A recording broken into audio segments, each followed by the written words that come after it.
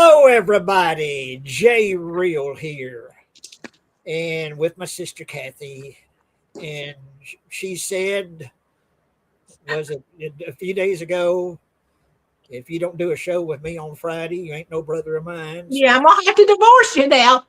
Well, you can't all, divorce your brother. That didn't sound right. I'm gonna have to all put. right, so we'll do a show. So here we are. It's 1 o'clock. It's February the 27th. And it's warm and it's sunny and pretty, and the weather just couldn't be better right now.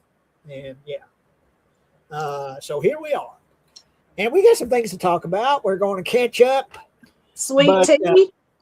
and talk about Robert Duvall and stuff. But what's going on with you, sis? Well, my blessed next door neighbor, and I say that because she's real. Bless her heart, she can be very giving, right? But I saw a voicemail coming in at 10:30, and I'm watching all of Dawson's Creek, right? Uh, Series. They put it back on HBO, I think. Might be Netflix. It don't matter. And I thought, oh, Pat, I'll call you tomorrow.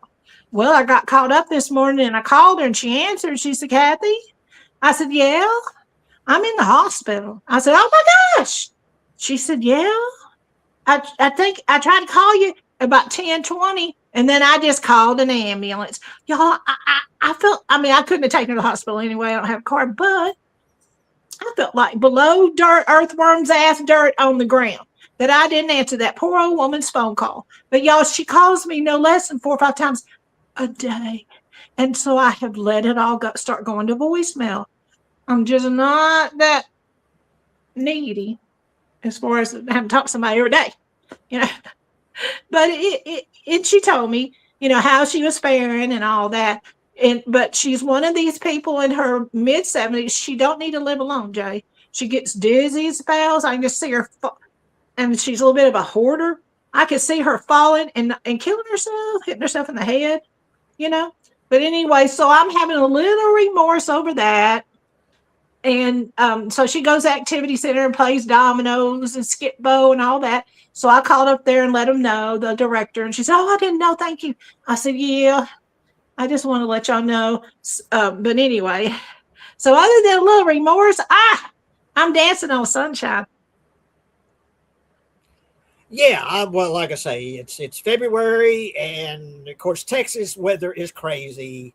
Where everywhere else, people are probably still dealing with snow and ice and 20-degree weather and all that. We're in the 80s here, and it's sunny and warm. Next week, it's supposed to start raining because March typically it starts raining. We're getting close to springtime. We spring forward next week. That's my favorite time of the year, springing forward. And I want it to stay that way. There's always talk that they may say, look, we're not going to do this anymore. We're going to stay at this time. I wish they would do that. I do too. But I don't know. For some reason, I just don't see it happening, Jay.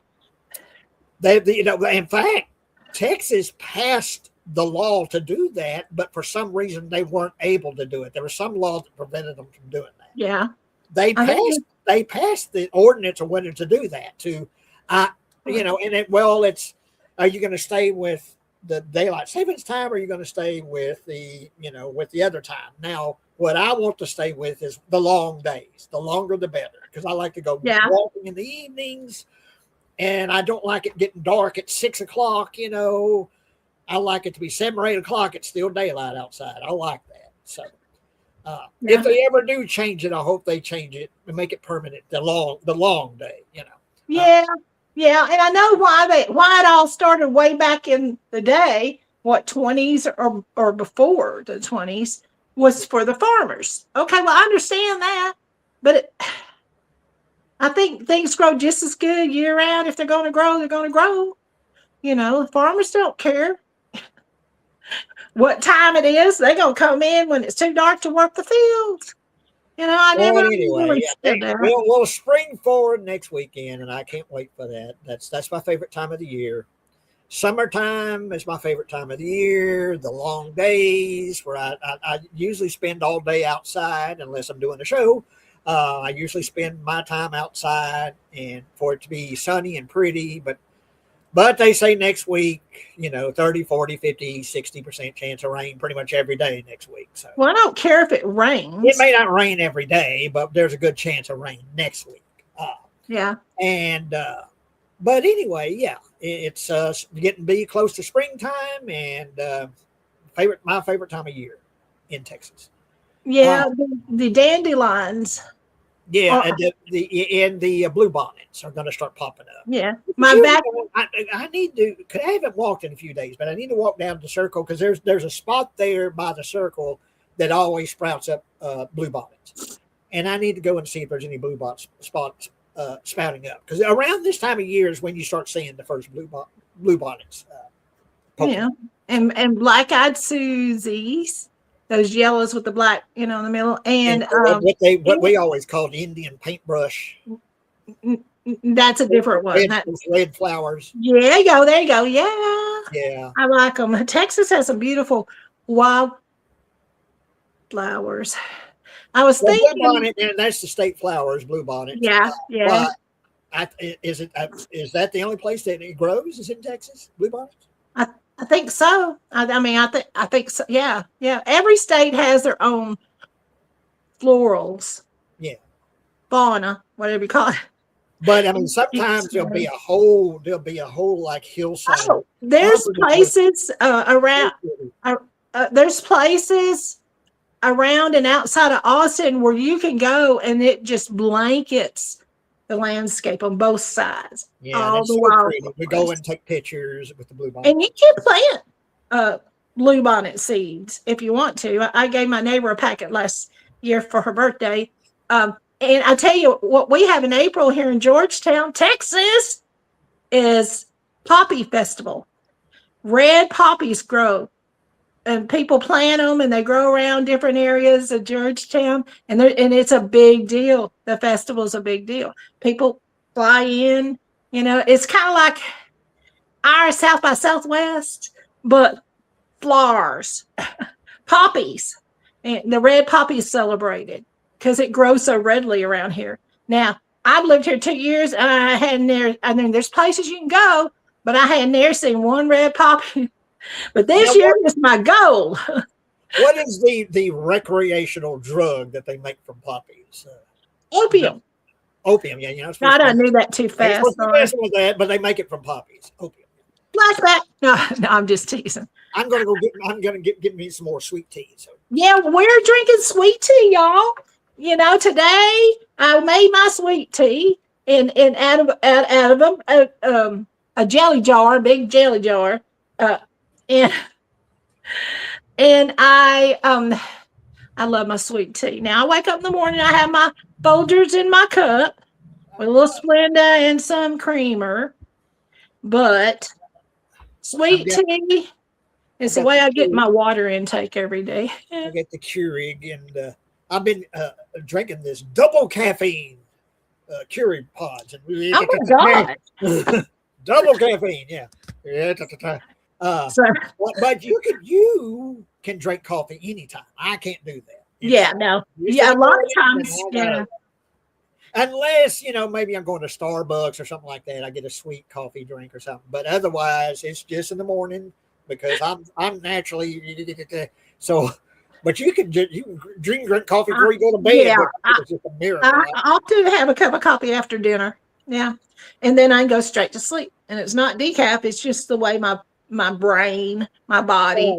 But hey, Foz, let me know if you want to join us. If you scroll up there, I think you can see the link if you want to join us, Foz. Hi, Foz. Because the more the better. And we'll just we're going to chit chat just we're later, and a little bit later, we're going to talk about Robert Duvall, who passed away recently. Yeah, and talk about his career and some of our favorite movies of his. So and I'm going to cover some of the people. The links up there if you wanted to join us. But come on in. The water's fine. Or the front porch rockers open. Just hanging out. If you got anything going on, you can talk about that. Let's see. And we got sweet tea. It. He's out and about, just popping in. Well, I appreciate it. Well, thanks for popping in. Thanks for popping in, Foz. but yeah, sweet tea, and growing up, we always had a jug of sweet tea or a pitcher of sweet It's tea a picture. Yeah, we had to make it back in the day. in the freezer. And sometimes it'd be so sweet you could stand a spoon up in it. Man, that would be some sweet tea. But yeah, we grew up with sweet tea. Well, you think of taking a gallon of sweet tea, which that's about what our picture was. Yeah, we loved him too. We're going to do a little tribute to him in a little while. And then Lonesome Dove was our family's jam. But then we would take the sweet tea jug and put a cup of sugar in it, a whole cup now. And I'm thinking, now I'm like, oh my gosh, no wonder I got diabetes in my old age. But they say that's not what causes it. But anyway. But father says he loves cold sweet tea straight from the fridge. Yep, that's the best way. Oh yeah, we was raised on it. I think that's why I've got longevity today, because of that sweet tea. I like black tea. I like sweet black tea as well. I kind of, when I get tea bags, a lot of times I get tea bags and make my own tea pitcher, and black tea is where I'll go. Well, talking about, because I think we've done that before, but I always like when we talk about growing up, the stuff we did growing up versus what people do now, because there's people like, well, I never thought of doing that, but we grew up doing it. And one is to get a bottle now. You got to get a bottle of Coca-Cola. Original. Not Dr. Pepper, not any other drink. It has to be Coca-Cola. I've never been crazy about Coca-Cola. I always found it a little too sweet and just a little too bland. But this, you got to do it with a Coca-Cola. You get a bottle of Coca-Cola, you get a bag of Planters nuts, and you take a few sips of the Coca-Cola. You get the level down a little bit, and you pour the Planters nuts into the bottle of Coca-Cola. And it'll fizz up, and then you drink the Coca-Cola and eat the peanuts, and it's the best thing in the world. I mean, when you do this, you will say, "Oh my God, I can't believe I've gone my whole life and haven't done this. This is a miracle." It will be the best thing you've ever tasted, is drinking a Coke with Planters peanuts, a bag of Planters peanuts inside the Coke. And when I was young, Daddy told me, I think I was about 6. He said, "Come here, sis." No, he didn't call me sis. He called me Kathy. "Come here, Kathy." He called me sis the day Jay was born, and then that was my name from then on. But "Come here, Kathy, I want to show you something." And he showed me about that. Now, that just fascinated me, that you could drink Coke and eat peanuts at some time. Foz has done this. He loves that. So he's done it. Yeah. Oh, yeah, good's good, And then Jay and I were talking about condescending in the old refrigerators that we grew up with, that white ice. Yeah, the freezer, you had to, every few months, you had to defrost the freezer. You had to shut the power off and get like an ice pick or a butter knife or whatever and chip the ice off the freezer, because it would build up. All around be this white ice that would build up. And it would get so thick sometimes you couldn't hardly put anything in the freezer until you defrosted it, because there'd be so much ice in there. You had to defrost the freezer. So, and there wasn't no ice machines on refrigerators back then. My grandkids can't understand. Y'all couldn't get ice out of your refrigerator? Just push it. No, there was no such a thing. We had the old ice cube trays. But if you watch the old Brady Bunch show, they had a refrigerator with an ice machine. Yeah, but we didn't. And I remember as a kid growing up, like, well, what is that? And I think someone finally told me that's an ice. You get ice. I said, you can't really. There's a refrigerator that does that. That was the first ice machine, first refrigerator I saw that had an ice machine was on the Brady Bunch. I would have never known there's even available back in the day. But yeah, you had to defrost the freezer, and for ice cubes, we had these metal trays, and it had this metal insert that you put in it to fill it up with a handle. Yeah. And it had a handle that you pulled up to break the ice, to get the ice out. Yeah, and it was metal. It was all metal. And those things, there's probably some still around that, those will last a lifetime. So those ice makers, those old metal ice makers. And as a kid, you'd run water on the bottom of it at the sink to be able to, because I mean, I didn't have strength to pull that. And then you'd get a whole, maybe 8 pieces if you were lucky. But yeah, I'm trying to think. Well, on my end, not much is going on. Although I wrote, in addition to my script, the list that I'm really kind of excited about. It introduces the characters better. It sets up the story better, I think. And now I'm like, oh man, I want to make this movie.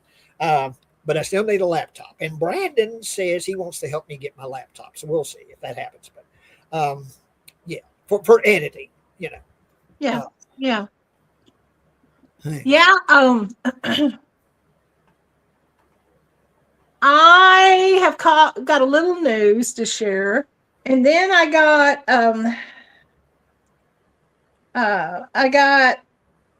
10 of the people that have passed away this month. And then if you don't mind, we could talk about Robert Duvall's movies. But if that's okay for you. No, anything's okay with me. You know that. Okay. Okay. Was there anything you wanted to share before I jump right in? Well, a few things. Okay. One of the things that usually when I go to, because I'm not going to go into a whole review of it. I liked it. It was funny. It was weird. But Brandon and I saw, let's see, Good Luck, Have Fun, Don't Die. That's the name of the movie. And it's about this guy that shows up at this restaurant and he's all got plastic all over him. And he says, look, I'm from the future. The future is fucked. Everyone is dependent on AI and their cell phones. No one's eating. Everyone's dropping dead because they're all locked into the AI, and stuff. And I need 6 people to help me stop this from happening. Because the world's coming to an end. He said, I've done this 117 times. This is my 118th time. Let's get this done. And so they help him. And weird shit happens. It's weird. It's funny. But yeah, good luck. Have fun. Don't die. And anyway, we saw that. I enjoyed it. I'm not going into a long review. Maybe I'll do a show with Brandon and talk more about it. But anyway, I enjoyed it. But we usually go to... We went to a new record store.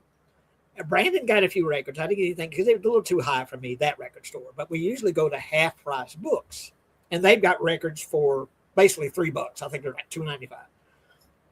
And when I was, I couldn't have been more than 11, 12 years old, me and my daddy went to the Cowboy Bar and Grill here in Mejia. And we saw Ernest Tubb play. It was just him and an acoustic guitar and Ernest Tubb. Well, he goes way back, old country, Ernest Tubb. Yeah, that's our dance hall. It was our bowling alley, but they turned it Ernest Tubb helped bring up like Willie Nelson and George Jones. He kind of helped them, with their careers, early in their career. Merle Haggard. Yeah, he helped a bunch of them. Ernest Tubb. And his most famous song is Walking the Floor Over You. I'm walking the floor over you. I can't sleep a wink, it is true. But anyway, I found this record. Aww. And what it is, it's Ernest Tubb singing with, let's see, who all he sings with. Willie Nelson, George Jones, Loretta Lynn, Johnny Cash. That's a good one. Charlie Daniels, Charlie Rich, Conway Twitty, Johnny Paycheck. Yeah. And that is so cool. And it's singing his hits. He sings Walking the Floor Over You and Waltz Across Texas with You, Waltz Across Texas. Half of Mine. I love that song, Half of Mine. He sings that with George Jones. But it's a real nice record. And it shows him with the, cartoon versions of the different people he sings with. Yeah. But it's real good. Yeah. And I got his autograph on an 8-track tape. Cool. I put it in a scrapbook. I took it out off the 8-track tape and put it in a scrapbook. So I've got Ernest Tubb's autograph. And we had a cousin on Daddy's side that played the steel guitar. And he played for a bunch of Jody prominent McCauley was his name. Jody McCauley. And he played for Ernest Tubb. He played for Willie Nelson. He played for George Jones. He played for just about everybody. Anybody that Yeah. was famous, he played the steel guitar. And he was in the, I think he was in the Country Hall of Fame or whatever. Yeah, I think he is. Yeah. But Yeah. anyway, I remember after the concert, we really enjoyed it. Of course, he sang all his hits. And I walked up to Ernest Tubb, and he was an old guy. It wouldn't have been a few years before he passed away. He was pretty old, back then. This would be 81, 82 ish. And I went up and said a few words to him. I said, Mr. Tubb, do you know Jody McCauley? He said, oh, yeah, I know that old boy. I played with him a bunch of times. Yeah. Oh, he's a great steel guitar player. Old Jody, yeah. No. And I said, well, that's cool. I said, well, he's my cousin. He said, oh, well, cool. That's, well, he didn't say cool, but he said, well, that's nice. And I shook his hand, and he signed the 8-track tape. But anyway, yeah. Ernest Tubb. And let's see. On that album, he did a duet with Loretta Lynn. Loretta Lynn was our daddy's woman. He'd say, that's my woman. Yeah. He loved her sing. Thanks a lot, which is another good song. He sings with Loretta Lynn. Yeah.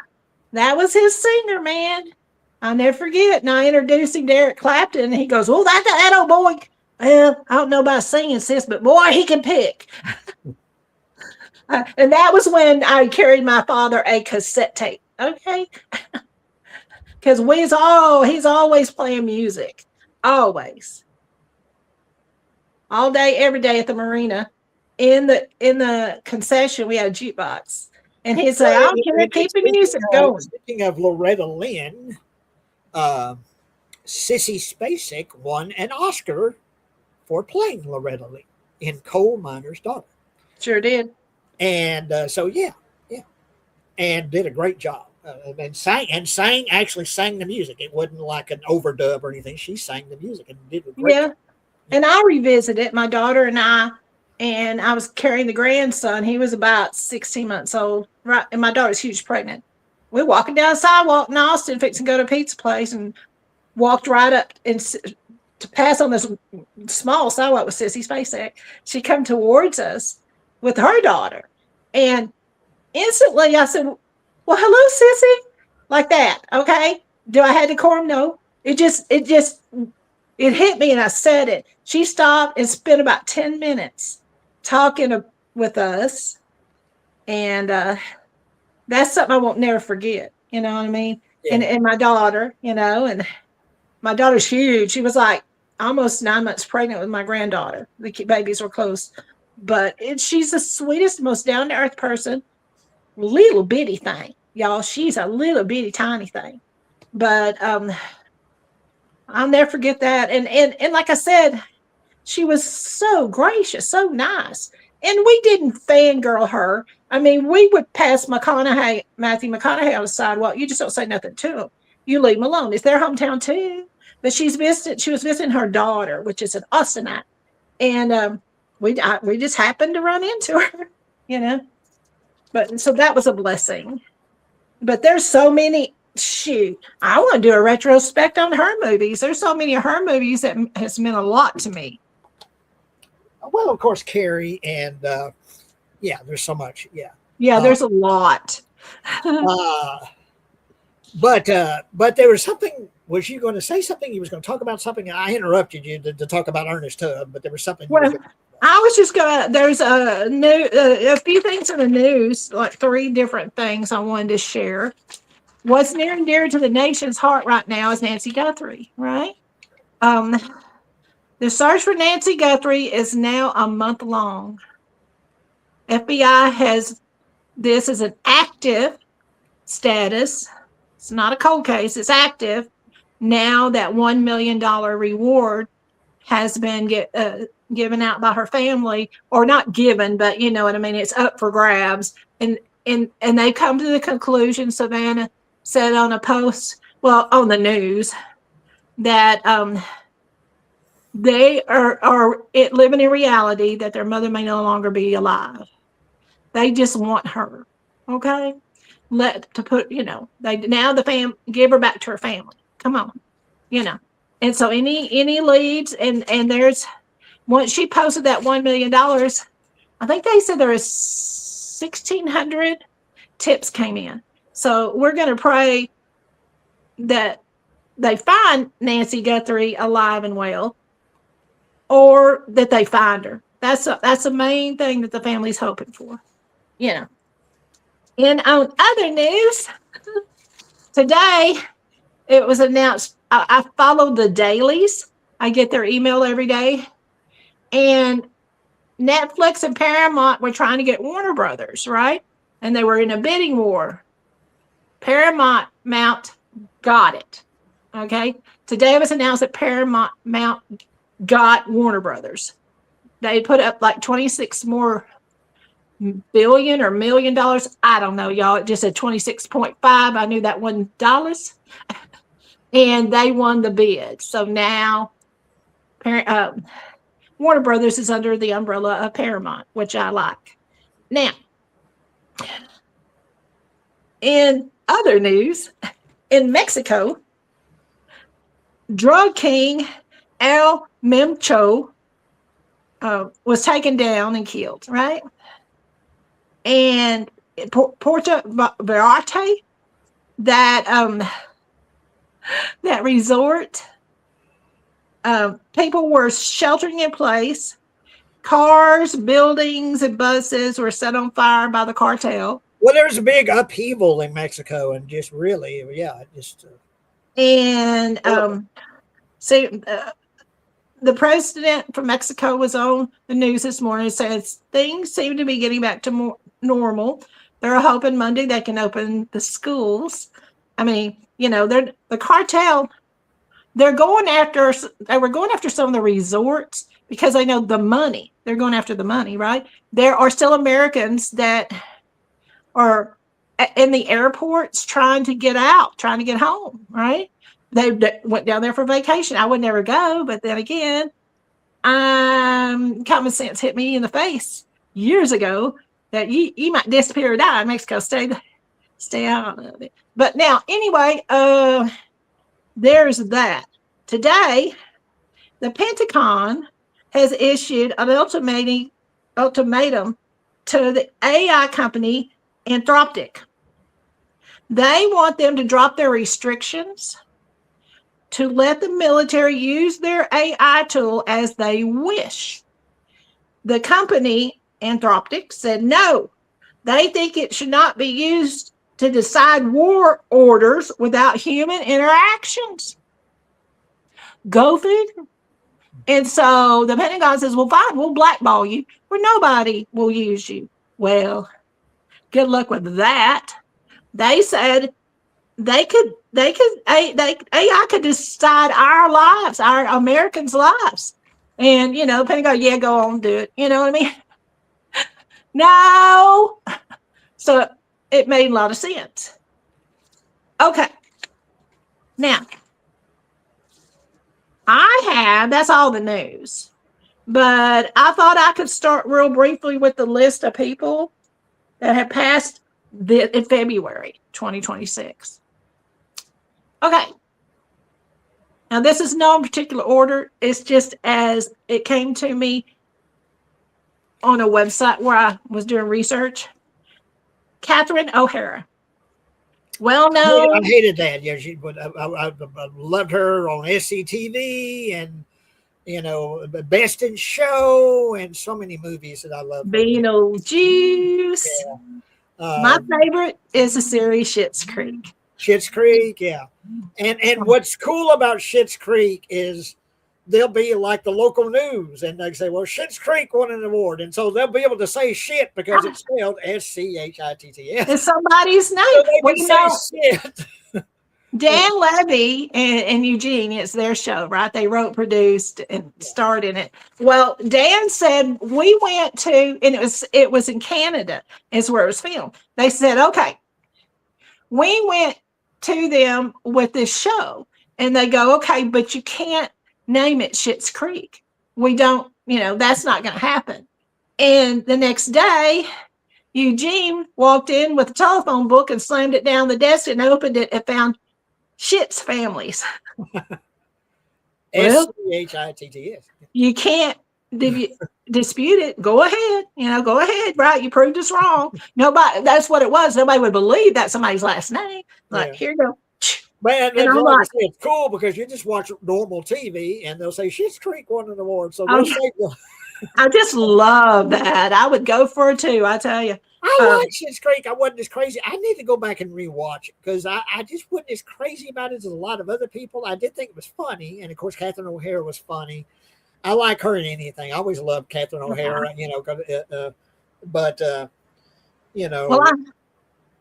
yeah. I'm Home Alone and, yeah, so much.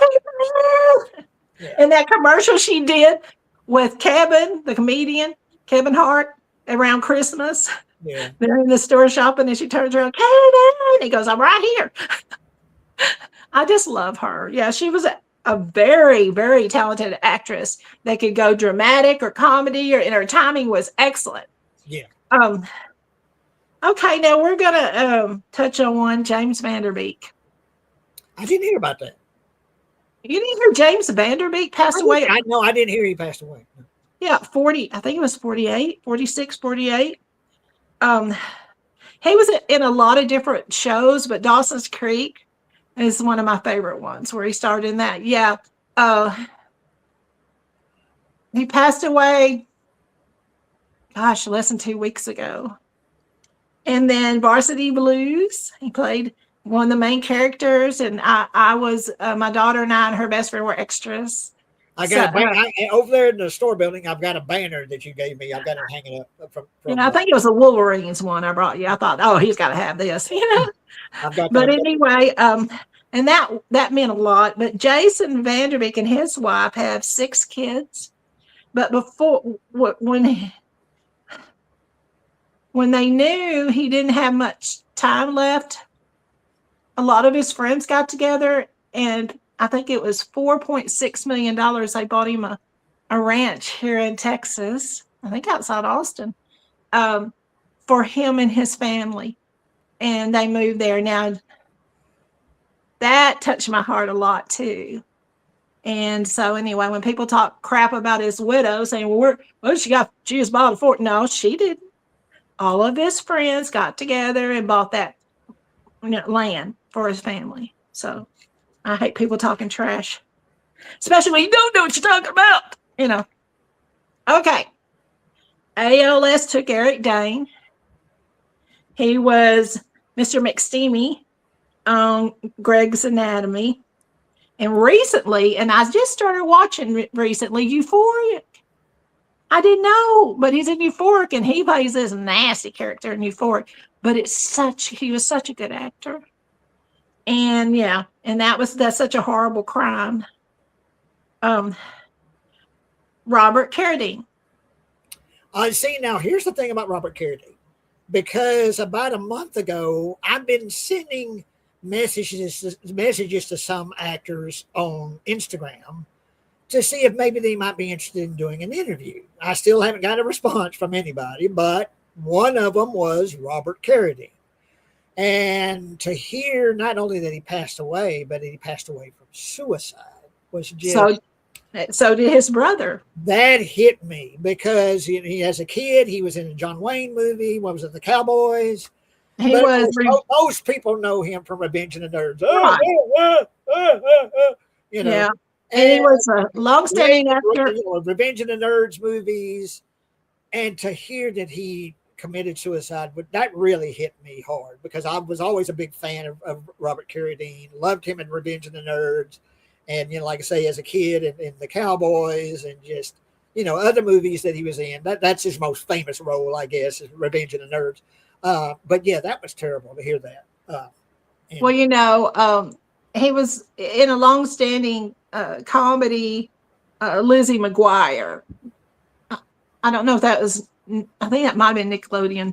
But anyway, his brother Keith Carradine died of suicide as well years ago. Huh. Yeah. Yeah.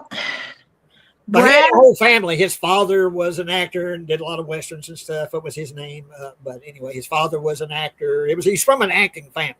Yeah. Yeah. Oh, yeah. Long standing, apparently. Yeah. Might even go on back. Brad Arnold at 47, lead singer of Three Doors Down. That was one of my favorite albums I ever owned was Three Doors Down. He's gone. That's okay. Here we go. Tom Noonan, actor, director, screenwriter. His movies were Heat, RoboCop, The Pledge. He played a monster in Monster Squad, to name a few, and his accolades go on and on and on. Another one that hit me kind of hard because it's part of my childhood, teenage years, and coming up. Still listen to him to this day. Chuck Negron, Negron, Three Dog Night member. I love Three Dog Night. And then Rondell Moore, he's an NFL player, 25, is gone. Reverend Jesse Jackson, protege of Martin Luther King, did a lot for human rights, but he lived to 95, I believe. So he lived a good long life and did a lot of good work. Okay, let's see. Then I come up on you, man, Jay. Robert Duvall. Well, I was just pulling up IMDb here, and there's so many movies that I could name. And let me catch up here. The Acres of Movies has been commenting here. Days of Thunder, The Apostle. Oh man, The Apostle, where he's this preacher that travels and preaches to people. I think he directed that. The Apostle. Tender Mercies. I think didn't he win an Oscar for that? Tender Mercies. I think so. She asked what my Mount Rushmore Robert Duvall is. Probably Lonesome Dove. Out of all the things he did and so many great roles, probably Lonesome Dove is his Mount Rushmore to me. But he was in To Kill a Mockingbird. Yeah, well, that's where I was going to sort of Open Range. Yeah, Great Santini. But anyway, I was going to begin. It's probably, I don't know if it was his first role, but it was close to, it might have been his first movie role. I think he had done some television before that, but I think his first movie role was in To Kill a Mockingbird as Boo Radley. He's mute. He doesn't talk. He doesn't say anything, but he's a great presence in just his acting, and doesn't say a word. But in To Kill a Mockingbird, Boo Radley. 1962. And I think that's where a lot of people first saw him, Robert Duvall, was in Boo Radley. But I need to tell people to go look up a Twilight Zone episode called Miniature. Yeah. With Robert Duvall. And he's he's a loner, he doesn't hardly talk to anybody, but he collects miniature, houses and little furniture and stuff. And there's this little miniature girl in one of his houses that he thinks is alive. It actually is moving around and waves to him and doesn't talk, but it waves to him, smiles at him.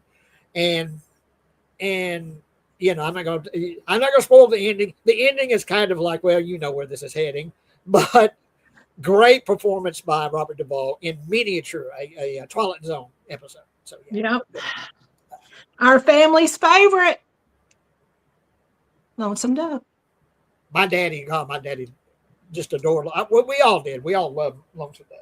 Yeah. And I need to go back and see if it's streaming because I need to rewatch Lonesome Dove. It's probably been 20 years since I've seen it. And then we got 1972, The Godfather. And I think he might have been all of them, but I know he's in The Godfather, Godfather 3. Godfather 2, yeah. Yeah, I don't care about those, but I'll tell you what turned me on was 1979. I wasn't into the war movies until I saw Apocalypse Now. He loves the smell of napalm in the morning. And that's one of my all-time favorite movies is Apocalypse Now. But his part in it is probably the standout. The best part of the movie is Robert Duvall's. He wants to surf. There's bombs going off everywhere. People are getting blown up, but he wants to surf. God damn it! And so, and he's so calm. All these explosions going on everywhere. He's so calm, and just that little moment. I love the smell of napalm in the morning. And oh God, I love that movie. But his moment in Apocalypse Now is probably the best thing about that movie is Robert Duvall's, moment. And then 1983, Tender Mercies. That was good. I enjoyed that. But Shane. Was Shane. he in? Yeah. Was he in Shane? Shane. I didn't remember. No, there was a TV series. I'm sorry. Yeah, Shane. Yeah, I don't. He's in a bunch of TV stuff, But now here we go. Here's my favorite one, and I would say Lonesome Dove, and then this movie. Okay, Falling Down. Are you kidding me? That came out in 1993 with Michael Douglas. Michael Douglas is fed up with society. It's not Michael. No, it was Robert Duvall. No, but Michael Douglas is the main guy. He's the guy that goes. He goes. Oh yeah, no. Robert just did a bit part in it. I forgot. Michael Douglas is the main actor in the movie, yeah. And he's fed up with the world. He's fed up with overpaying for shit in the restaurant and being ignored and all that. And by God, he's going to stand up, and he's got a gun and he's going to. I can't take it anymore. And Robert Duvall plays a police officer that's right. Yeah, trying to get him under control. Great movie, great performance. Yeah, great performance by Michael Douglas. But yeah. When Michael Douglas goes into that convenience store, I think he has a bat in his hand, and he goes, "What do you want that bat for?" He said, "What do you want for this candy bar?" He told him, "That's too blank much." And I loved it. The sweetest movie I ever watched him in, and I need to rewatch it if I can find it. Second Hand Lions. I love that. I cry every time I try to say it. It's been so long as I've seen it, but that's a great movie and a great performance by him. It's a sweet one. Then we got, in 2014, he did The Judge. That was good. It might have been the last thing he did. No. Hell no. I don't know. It might have been, but. MASH. That scene in MASH when it was him and with Hot Lips Houlihan. And they're making out in the tent, and then they throw open the tent and where it reveals them two, making out. But yeah, MASH, and of course the Godfather 2, the Days of Thunder. Akers mentioned it. I like Days of Thunder, 1990. That came out. The Great Santini. And of course, you mentioned Tender Mercies. I think he might have won the Oscar for Tender Mercies. For that. I think Tender Mercies showed his range really good. How he could be sensitive, or he could be serious, or he could be, Someone brought up earlier Colors. And of course, Lonesome Dove. That might be his, as far as, him and Tommy Lee Jones in Colors. I mean, in Colors in Lonesome Dove. Him and Tommy Lee Jones in Lonesome Dove are just two of the best performances just ever. That's another one we should talk about sometime. Well, let me tell you something interesting that I heard.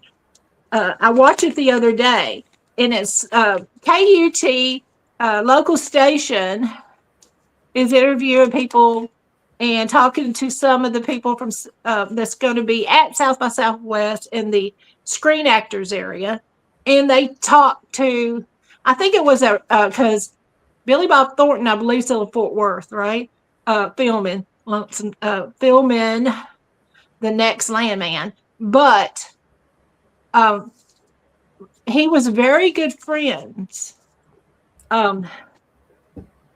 with Robert Duvall. And he goes, what'd y'all talk about? He said, well, we spent, I bet you 1,000 hours together throughout our friendship. But Billy Bob said that he never talked about acting. He never talked about it. It was a job. It was something that he did. He prepared for it, and he did it. He liked meat. He liked steak. He liked all kinds of steaks. And Billy Bob said we'd get together with our wives, and go out to eat. And he'd order everybody these steaks. And he goes, I can't eat meat. I haven't eaten meat in many, many, many years. And so his wife would say, and she didn't either, apparently. So he says, well, just cut it up. Kind of pretend like.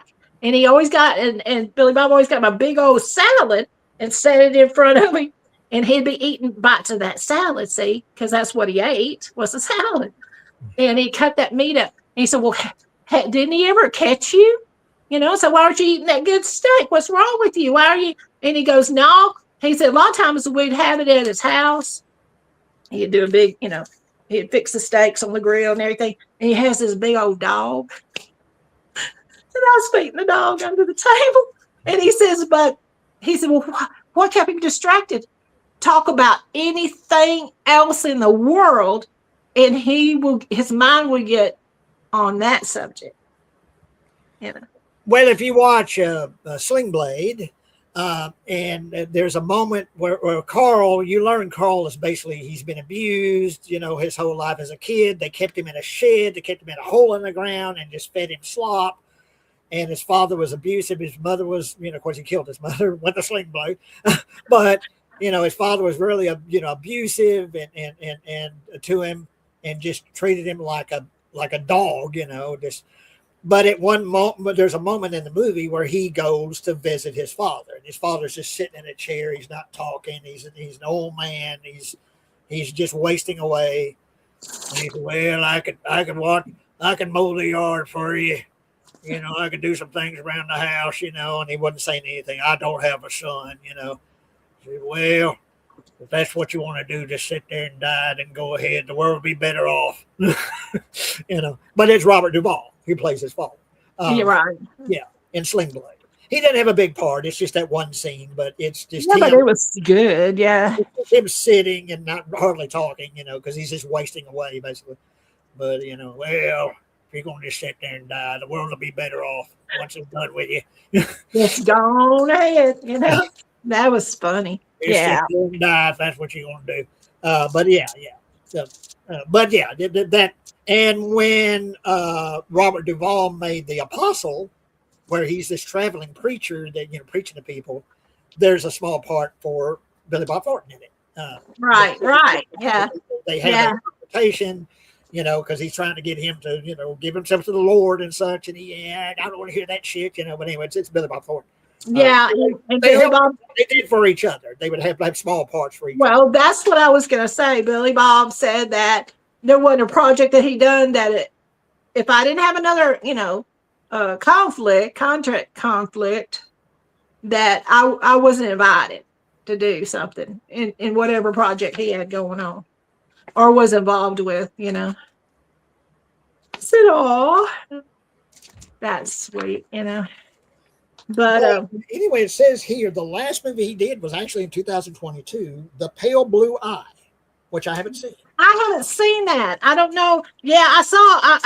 I had read that briefly. And also, there's a movie he made also in 2022 called Hustle. Yeah. In 2021, he did 12 Mighty Orphans. Yeah, that's good. Now, I've seen that. The Judge. You mentioned The Judge. Yeah. I liked him in The Judge. I don't know if anyone is still talking here, but any others you want to mention? But he did so many movies, and he's one of the best actors ever. Is Robert Duvall. Yeah. And never forget the USS Liberty. What are you talking about there? Yes. Our Acres. Not is it Acres? Who said it? The USS. That's the actual. Oh, I'm sorry. The person is USS Liberty 420. Yeah. So, yeah. I like that 420 too. Yeah. But there's so many movies that and like I said, he has such one of the best actors. He has such a diverse projects out there, amount of projects out there, and such a huge catalog. I get to the end and it'd say and others. Yeah. I'm like, well, damn, y'all. Yeah, this is the internet. You can't fill it up. Would you please give me something else, to enjoy, Well, like I say, I need to check and see if Lonesome Dove is streaming anywhere, because I really need to rewatch that, because that was one of the best, of all the things he did. Him and Tommy Lee Jones in Lonesome Dove. Yeah, but I love Secondhand Lions. Oh, Secondhand. Well, like I say, there's so many movies. Well, I started to say, you better stop, because you don't even know. No, I'm just playing. But there's something I wanted to do here before we sign off. Because I'll sometimes do taste tests. A lot of times it'll be a new Oreo cookie flavor or a new Pop-Tart flavor. But there was a time I did ramen, and it was what was it? Something about my eyes. Okay, go Well, ahead. Oh, was the chocolate the s'mores? It was s'mores ramen. yeah, I And remember that. it was Yeah. disgusting. Oh my God, it was disgusting. Well, I've been holding this. I got this before Christmas, and I've been holding it and saving this because this may beat the s'mores, but I'm open minded. It may be good, You don't know till you know. but it's pumpkin pie. Yeah, that sounds nasty. Do Pumpkin pie ramen. do And you? so let's see what we do here. Go for it, it says. Yeah. Do Remove you lid like? and add room temperature water to fill line and cook it Do you for like pumpkin for stuff? 3 minutes. So let me go and get this in the microwave and Do you eat pumpkin pie? Do you eat drink I pumpkin like latte? I like pumpkin pie. I love sweet potato pie. Well, I do too. I'm talking about. We're just talking about pumpkin now. You know, they make those pumpkin drinks. Starbucks has them. Different places. I'm I'm not not. crazy about that kind of thing, but actual pumpkin pie I really like. Yeah. And there was a pumpkin pie Pop Tart that I really liked. Huh. Yeah, I don't care for pumpkin. We used to. We were trying to get our dog used to cutting back on dog food. You know, we feed them their portion, and then we had two dogs, right? We'd feed them their portion. We'd put their food in their bowl and go to work. Come back, one's getting fatter, one's hungry. We realized what was happening. Okay, so then we started. One of us had to stay with the dogs and feed them in two little separate corners and make sure the one that was getting starved to death. Of course, we fed them in the evening, so the dog wasn't starved to death by no means, but got her breakfast. Anyway, the vet says, get you now unseasoned, which is hard to find, pumpkin. Get you some unseasoned pumpkin and give the one that needed a little more in her belly, give her food, and then a big old, like a couple of tablespoons, no, yeah, tablespoons of pumpkin. And so we did. I remember we had to go to several stores in Austin and found just pumpkin without any spices at Whole Foods, and bought 2 or 3 cans of it every week and fed her pumpkin. And she fattened on back up, but she wasn't anorexic, but you could tell the dog needed to put on a little bit of weight because the other dog was eating her food. Well, I'm cooking it. I'm cooking the pumpkin pie ramen, so we'll see. Another thing, I exercise and all that. Look at that. Look at that. By God, look at that. Yeah. And I exercise a lot, but I'm often getting little nicks and cuts and stuff where I'll nick something or cut something. And I think it was, I'm sorry to give the bird to the screen here, but I burned my finger, I think, on my air fryer, and badly. It was all black and blistered up, and I thought maybe I was going to have like skin graft surgery or something. It looked so bad. And this is around the time we had the sleet, all that sleet that came, and it was really cool. But I went and showed it to my neighbor Tommy, and he said, "Ooh, Jay, that looks nasty, all right." And I said, "What do you think? Should I go to the doctor?" He says, "I'll tell you what. Wait a day or two. If it don't improve, I'll take it to the emergency room." I said, "Well, I sure appreciate it." But anyway, one thing, and I bought 2 more boxes of it. Triple antibiotic ointment. Yeah. Y'all make sure you always have a tube of triple antibiotic ointment. I do. Because any kind of cut or nick or something, this is like a miracle cure. This shit. I've got covered. Because like I'm saying, it looks so bad. It was black and blistered up, but look at it now. You can see a bit of a kind of a hint of where the burn used to be, but I kept it covered with antibiotic ointment, and I wrapped it up, bandaged it up, and it scabbed up, and I peeled it off, and now it's. I bet on that box it says back tracing. I can't use that kind of stuff, but I've got a prescription for this stuff, right? Yeah, It's just 10%. Back tracing. Yeah. Yeah, I can't do that. It won't do any good. It won't do nothing. But I got it up there. But I keep this. It's an antibiotic, 2%. In fact, I need to call because I put in for a refill and I got to call the clinic because Walmart said they wouldn't do it. I said, oh no, they'll do it because I could get a small scrape on my hand, and being diabetic, next day it's worse. And next day, even after cleaning it and putting a little Neosporin or something on it like that, I can't use that Bactrim. But anyway, and then it gets bad real fast because I had cellulitis from medication in my lower leg, my whole lower leg. Okay. So once you get certain things in your body remembers, you know. So I told her, I said, I need this. And she said, oh no, that's no problem. I have no problem writing your prescription for that. So I got to call them and say, I need my. And I'm going to make a foot as always. But I also got from walking, I got a bad blister that broke and bled on my heel of my left foot. And I covered it with that antibiotic ointment, and it's healing up and scabbing. I'm glad it works for you. It just that's what it works. It works for me, but I tell people to get that. But anyway, we got a question from Sam Crow wanting to know. Hi, Sam. You guys going to watch the new Yellowstone spinoff? Marshals is coming out. Yes, with Casey Dutton. Of course, that's not his real name. I can't wait. I think it comes out March 7th. I might be wrong on the date, but I'm ready. Marshals, you say? Huh. Yeah, it's gonna be good. There's the Lone Star. I mean, the Yellowstone house got burnt down, and it's pretty much filmed around the same site. And like Casey said, there's no Yellowstone anymore. You know, his daddy passed on. I heard there for a while, and I don't know that maybe that's changed. That at some point Matthew McConaughey was going to be involved in. He's going to be he's getting involved with another show that's similar to that. That I tell you, Tyler Sheridan can shit and it turns to gold. Yeah, I said it. It's 1923, 1883, Yellowstone. Landman. Well, of course, Landman 1, 2, can't wait for 3.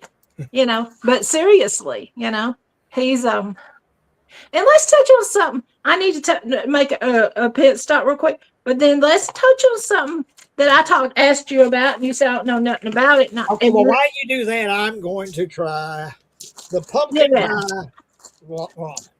Okay.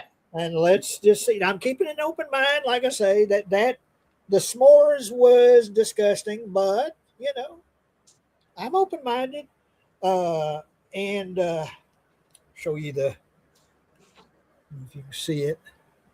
It's pumpkin pie ramen. And let me twirl this around and get a little here. All right.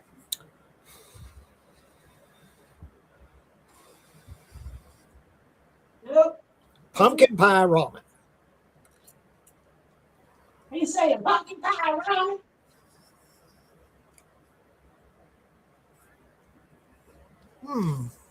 Well,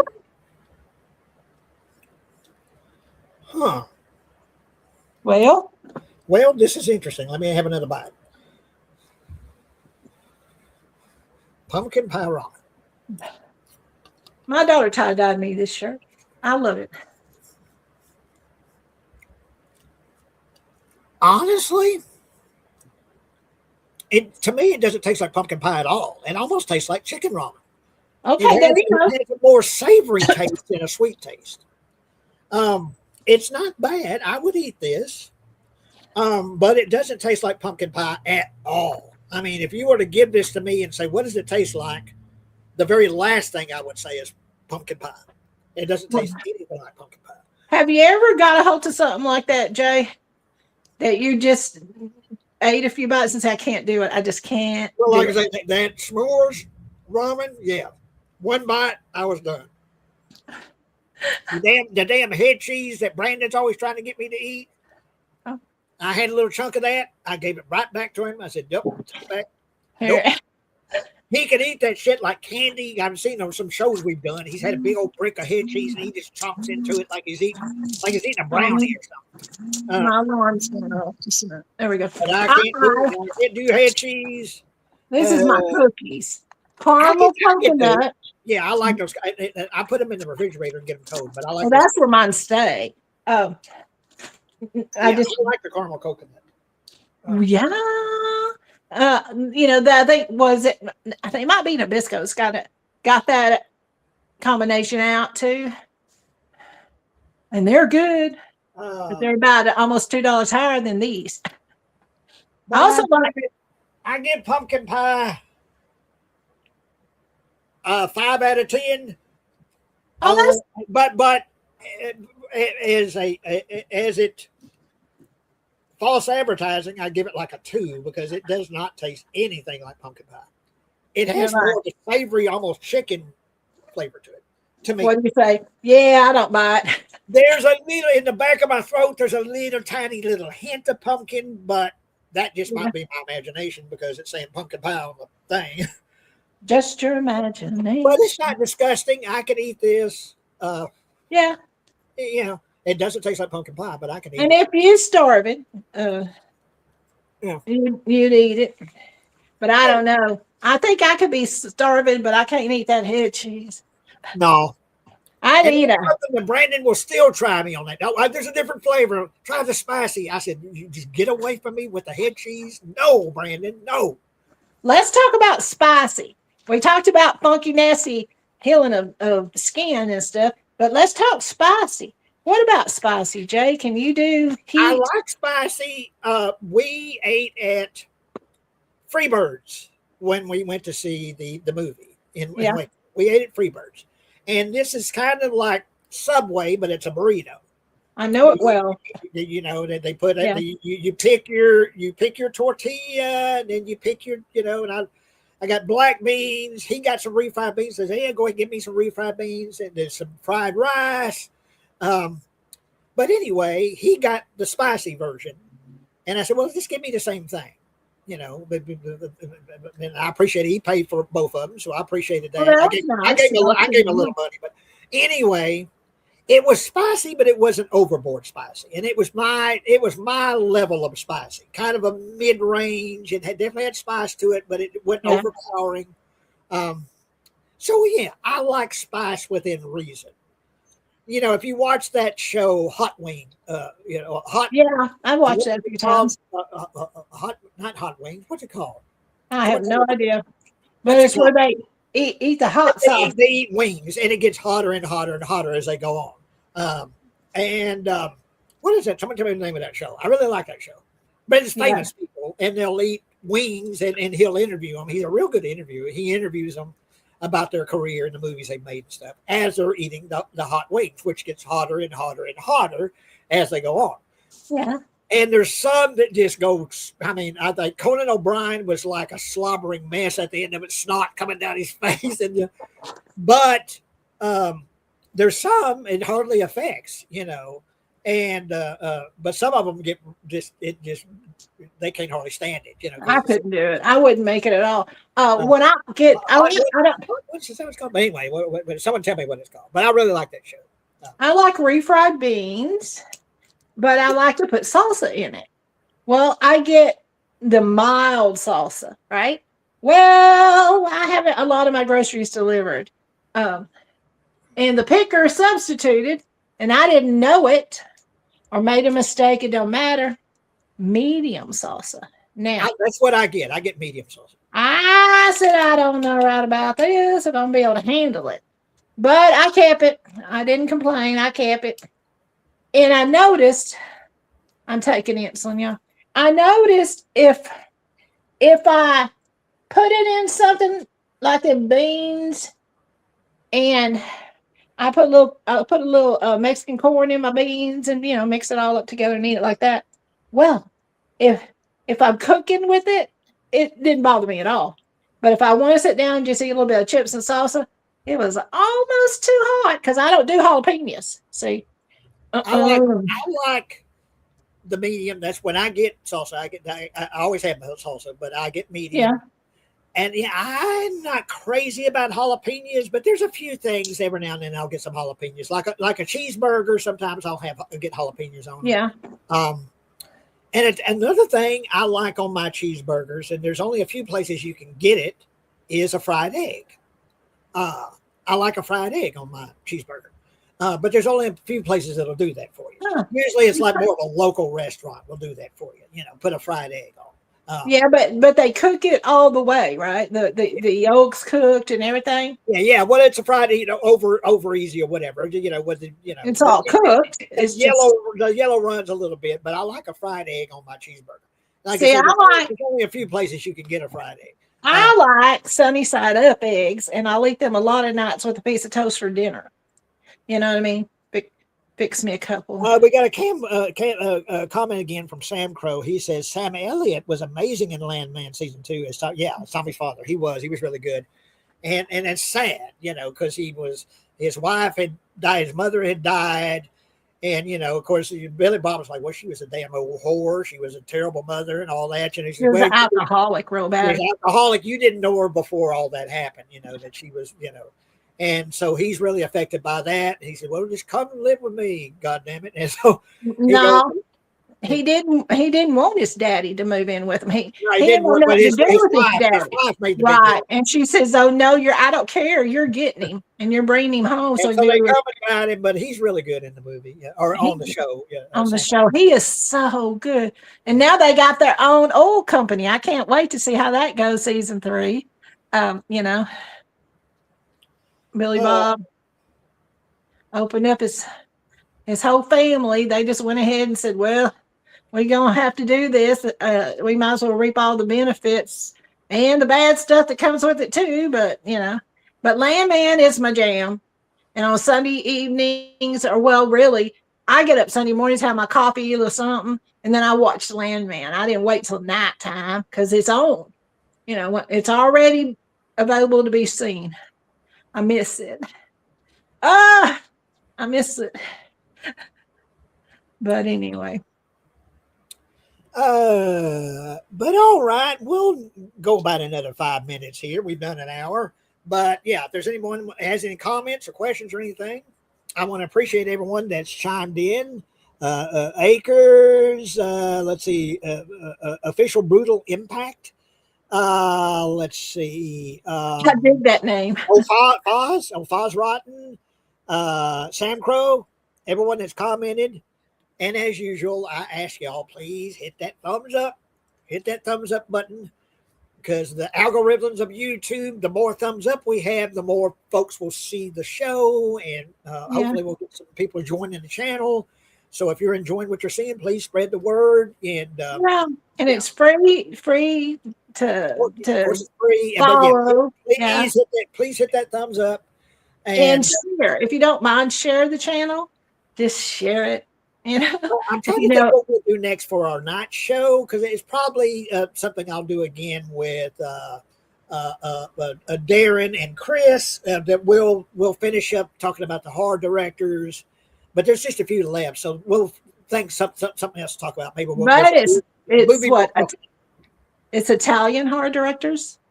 Well, yeah, that's what the stuff, particularly that Darren and Dirk do on their Subjective Perspective Collective. They typically talk about Italian directors, but they talk about others too. They did a great show about The Exorcist, which they had a guest that was really good. But anyway, that'll probably be what we do next. It'll probably be something with those guys. Hopefully, Brandon will be able to join us. So yeah, stay tuned for that. Not sure when that will be yet, or but stay tuned. But what you do once you follow a channel, you click on it again, and it'll pop up and click on the little bell, and then you'll get notifications on the shows.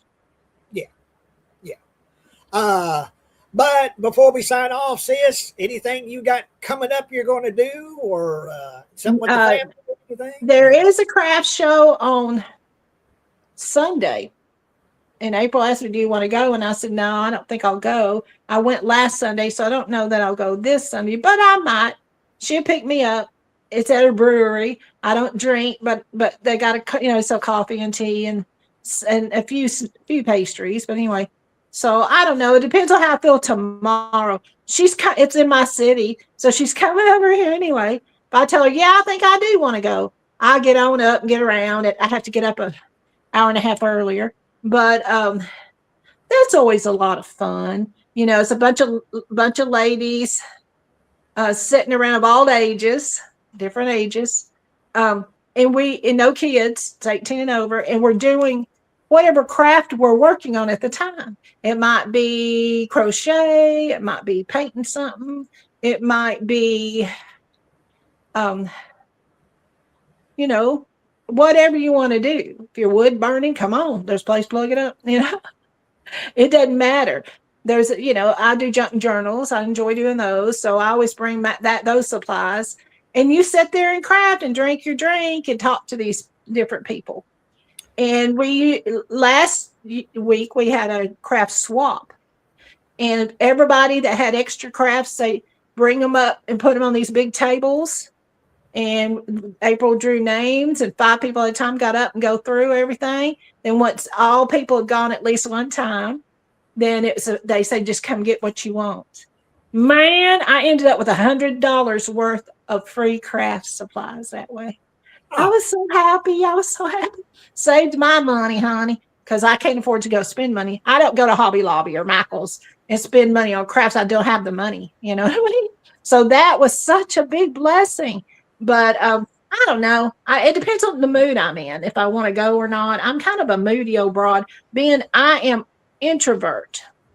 I've been an introvert since I got old. I'm more of an introvert because I get to doing stuff for Brandon has really been nice to being able to go go and see movies in a theater, which I hadn't done for 30 years, to be able to go and see movies in a theater. Because most of the movies, of course, most people stream most everything these days. And I do that. Of course, every day I stream shit, watch movies. But to be able to actually go and sit in a theater, to see a big IMAX screen, to see Jaws, my favorite movie, Jaws, to see Texas Chainsaw Massacre, on the big screen was just such a great experience. And what was it, like a couple of months ago, I got from the comic book, I got the Crypt Keeper from Tales from the Crypt. And Brandon got the HBO TV series Crypt Keeper that day. And it took 4.5 hours, and it bled like a stuck pig, and he put that second skin on there, and it was all black. But anyway, I got the Crypt Keeper.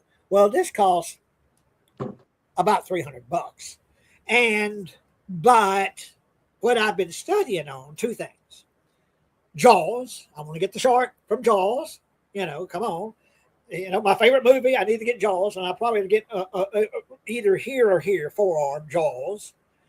And I really want to get from The Exorcist, from that poster, with him standing, on that shadow where he's standing in front of the house and that light's coming in, the preacher is standing, Oh, okay, yeah. I'd love to get that. I don't know if they could do that, but I'd love to get that. Maybe on the other arm. But the problem is the money. Because I'm telling you, tattoos these days are $300-400 or more. Because you got a tip. You got a tip now. Yeah. On top of that, the Crypt Keeper was $250, and I gave him $275. And tipped him $25. So nearly $300 for the Crypt Keeper. Yeah. And so something like Jaws, not quite as elaborate. Maybe that wouldn't be quite as bad. The Exorcist thing, I don't know what that would cost. But I'm studying on doing that. And that's the only, because I want to be able to see it. Because I don't want to get into the back of my leg or on my back or nothing. That's why I got this right here. Our dad's initials on my arm. If I can show it, I've showed it 100 times. People probably don't want to see it. There it is. Because he said, where do you want it? And we were in Colorado on a girls' trip, my daughter and I, I said, right here. He said, really? You don't want it facing out? And I said, no, I want it here for me. It's for me. Oh, okay. I'll put it wherever you want it. Well, like I say, particularly with Jaws, because that's my You all-time gotta favorite. get the Jaws. The And other to one can see Jaws wait. in the theater and it remastered and great sound, and the seats vibrated and shook and stuff in Jaws when shit would happen, the seats would jerk and vibrate. That was so cool. Um, and just a minute, but yeah, but I'm studying on those. But I need to get Jaws first because, like I say, Yeah, that's the most important one. that's my favorite movie. I need to get Jaws, get the shark, maybe the girl swimming. I don't know if I want to get the girl swimming too, but that would be cool to get the shark and the girl swimming at the top. Just the shark alone would be so Yeah. cool. But yeah, I would take the poster. I've got a poster on the wall that I can take down and just show it to them and say, "Here, can Or you you do can that?" just take a picture of it. Yeah, well, that's what I did with the Crypt Keeper. I just sent him a picture, and he did a great job. Right. He That's did a that's big the job. easiest way But to. I think I do Jaws and maybe the girl swimming. Do the whole thing. That would be really cool.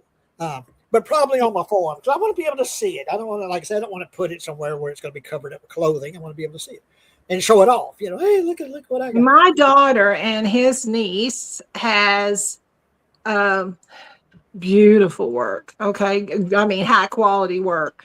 Um, and we would go and ask people where is the best tattoo shop in town.